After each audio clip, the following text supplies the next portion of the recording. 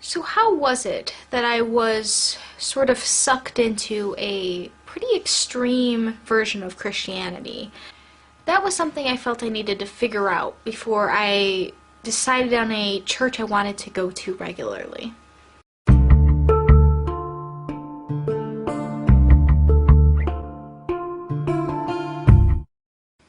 So after leaving the United Pentecostal denomination, I had a lot of questions that I wanted answered. Now, there were a lot of different things I was looking at. I was starting to study doctrine, I was starting to study the Bible more in depth, but one of the big things before I really dove headfirst into looking for a new church and sort of deciding what I thought was the true doctrine that the Bible supported was I needed to figure out how in the world did I get so taken in by this religion? How was I so convinced in the first place? And why was it so difficult to leave? And I needed to understand that before I went looking for another church.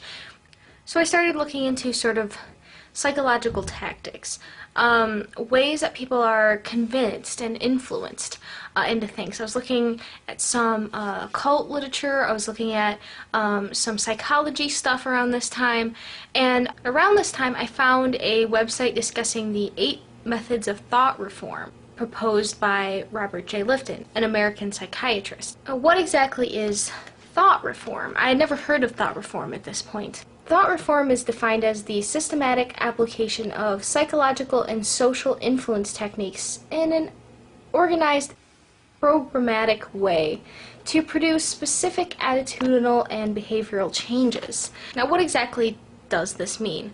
These methods are ways that controlling dogmatic groups typically use to try to control and change someone's mind and influence them to engage in specific behaviors and change their ideas. Now, when I first read these, I thought that they sounded a lot like my church, but I was surprised to find out that these were not developed in regards to religion of any kind. This list was developed by studying prisoners of war, and that really surprised me. These techniques were used at prisoners of the Korean War to alter their behavior and change their mind about things. Once they were out of that environment for a while, once they were kind of allowed to be away from the group for a prolonged period of time, a lot of these methods would wear off over time.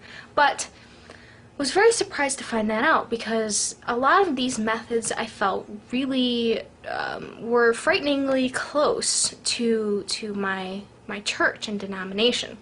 Now, I don't have time to go in depth in regards to all of these components.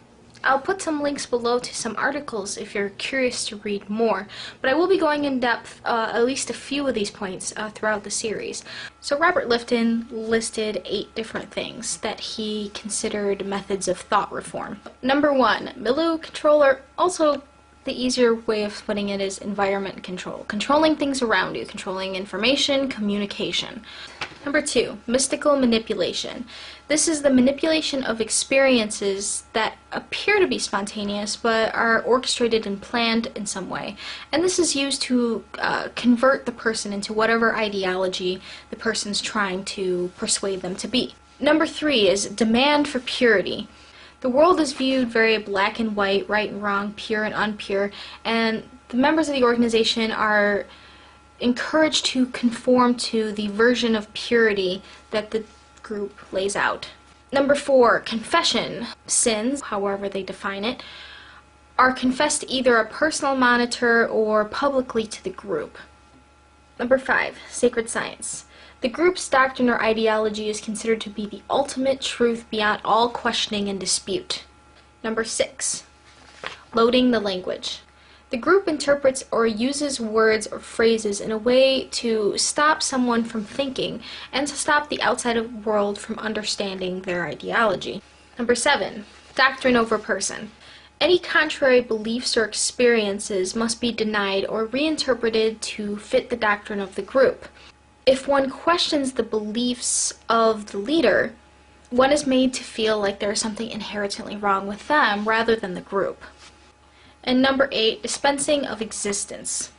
This would mean their path is the only path, and those who don't follow their path are evil, deserve to die, deserve to be punished, bad inherently, are deceived, any of these sort of things to sort of manipulate an us versus them. We have the truth, they don't. So obviously these 8 things are broad categories, and some of these apply to my church more than others. Like confession, we didn't really have to confess to the group when we did bad things. Sometimes there were things called testimonies, where people would voluntarily get up and talk about how God saved them or something good that had happened in their life. But we weren't really pressured to tell our bad things to other people, mostly confess them to God. So that one wasn't as applicable as, say, some of the others. But there were a few categories that really intrigued me and really reminded me of my religion a lot.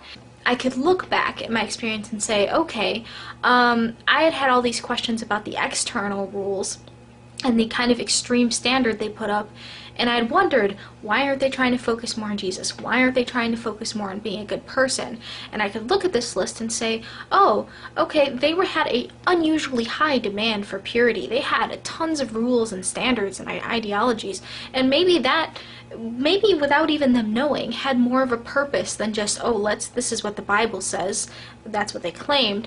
Maybe there was another reason that those things existed. Maybe the person who made the religion didn't even know that, but I could see dressing the same fostered a level of conformity and made you feel more like the group and made you feel less comfortable with outsiders, and I could kind of start thinking about these things critically. Yeah, they did have an unusually high standard of purity, and I could look back at the accountability issues and I could say, okay, one of these methods is controlling your environment. And what better way to have this sort of level of environment control than to have one person controlling everything? Maybe a lot of these people didn't understand why they were doing these things. Maybe they really thought it was biblical. They really thought they were doing right, just like I did at one point. But the reason why people were coming in the doors was these methods were clearly effective in one way or another. And there are ways they had for sort of bringing you in and keeping you in. And I was starting to see a little bit of the system, especially the keeping you in part. That's the part that I focused on initially. Now you might wonder, why am I going into this huge detail about this? Why is this so important to my journey to atheism? It doesn't seem like it's that applicable. Well, I knew that if I didn't understand this stuff, I would be susceptible to being persuaded easily, and I didn't want that to happen. I wanted to be persuaded by the facts. I wanted to be persuaded by the doctrine, not by psychological tactics. And I understood that in order to not be persuaded by psychological tactics, I needed to understand the psychological tactics and what was used, so I could say, oh, I know what's being used there, not falling for it. So in order to understand these sort of mental criteria I was looking at, to try to avoid making the same mistakes I made before, you have to understand at least the basics of what I was starting to look at.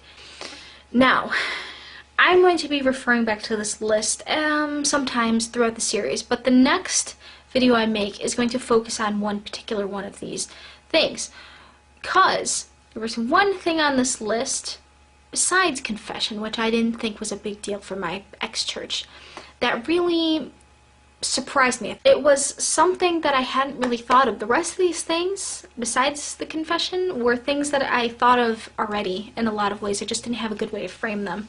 But number 2, mystical manipulation. This was something that intrigued me when I was reading about it. Mystical manipulation.